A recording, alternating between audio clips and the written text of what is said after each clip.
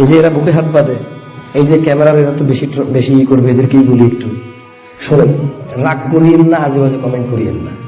এই যে ইহুদির দালাল বলেন আপনারা, কেন এখানে হাত বাঁধছে একটু লিখে দিয়েন, কোন ইহুদি এই হাত বাঁধার পদ্ধতিটা দিয়ে গেছে। এই যে আমিন বললে যে চিল্লান, আমিন বললে যে বলেন যে এই ইহুদির দালাল, তো কোন ইহুদি দিয়েছে একটু বলে দিয়ে। যদি দেখতে পারি যে বেটা ইহুদি, ইনশাল্লাহ কালকে ছেড়ে দেব। আর যদি দেখতে পান যে না বেটা ইহুদি না, তাহলে আমার কথা যে রুকু থেকে উঠে হাত তুলতেন, আপনি মেনে নিন। সত্য গ্রহণে কোনো অহংকার নাই। আপনি জানেন না এর মানে এই নয় যে জিনিস নাই। শোনেন, এই যে মসজিদ থেকে বের হওয়া বলেন, আচ্ছা একবারে সব বাদ দিলাম, তো আপনারাই তো বলেন যে এটা হাম্বলি মাযহাবে করে, এটা শাফি মাযহাবে করে, তো ওরা যে বাইর করলেন তার মানে ইমাম শাফি, ইমাম হাম্বল, আহমেদ বিন হাম্বল আসলে কি ওনাকে বাইর করে দিতেন? বলে যে না না, কেমনে বাইর করবো, উনি ইমাম। তো উনি ইমাম, ওনাকে বের না করলে ওনার মতো যিনি করছে ওকে কেন বের করবেন? দুজন তো একই কাজ করতেছে, দুইজন তো কেন আলাদা করতেছেন? বিভক্তি করিয়েন না। ওয়ালা তাফাররাকু বলেছে আল্লাহ, ওয়াহতাসিমু বিহাবলিল্লাহি জামিআ, আল্লাহর রজ্জুকে শক্ত করে ধরো।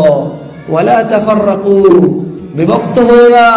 এটা ওয়ার্নিং, এটা ওয়ার্নিং, এটা হচ্ছে সতর্কীকরণ, বিভক্ত হইও না। রাসূল সাল্লাল্লাহু আলাইহি ওয়াসাল্লাম বলেছে, ওনার বনি ইসরাইলে আগে বনি ইসরাইলে 72টা ছিল, তোমরা 73টা হবা। এটা আদেশ নয়, এটা হচ্ছে ওয়ার্নিং, সতর্কীকরণ। এটা কি? তার মানে শোনো আমার উম্মত, বনি ইসরাইলে 72টা দল বিভক্ত হয়েছিল, আমার উম্মত 73টা হবে। খবরদার, একটাই থাকবা, আল্লাহর রজ্জুকে শক্ত করে ধরবা, আলাদা হইও না।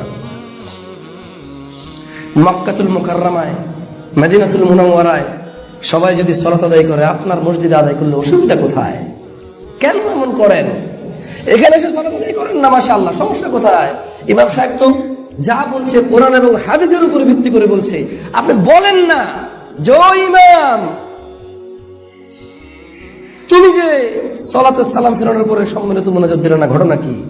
ইমাম আপনাকে বলবে, ভাই আপনাদের সবাইকে নিয়ে যে এখন একটা মোনাজাত দেব, কিসের উপরে ভিত্তি করে, কার আদেশের উপরে ভিত্তি করে দেব? যদি ওই লোকটার নাম বলতে পারেন আর আল্লাহ যদি আদেশ থাকে ওকে মানার, আমি মেনে নেব। আর আপনি মুহাম্মদ সাল্লাল্লাহু আলাইহি ওয়াসাল্লামকে কেন নবী মনে করেন? আপনি মনে করেন যে এমনি এমনি মুহাম্মদ সাল্লাল্লাহু আলাইহি ওয়াসাল্লামকে নবী মনে করেন? না, আল্লাহ ওনাকে মনোনীত করছে, তাই আপনি ওনাকে নবী বলেন। সাল্লাল্লাহু,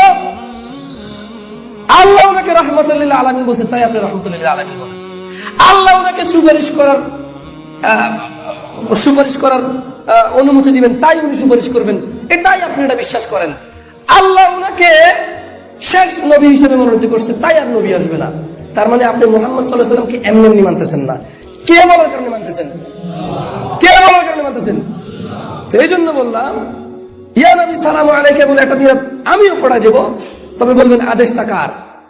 যদি ওই লোকটার নাম বলতে পারেন আর ওই লোকটাকে মানা আমার জন্য যদি ফরজ হয়, ওয়াজিব হয়, নফল হয়, যান সুন্নত হলে মেনে নেব, আমিও করে ফেলবো ইনশাল্লাহ। একটা অহংকার করিয়েন না।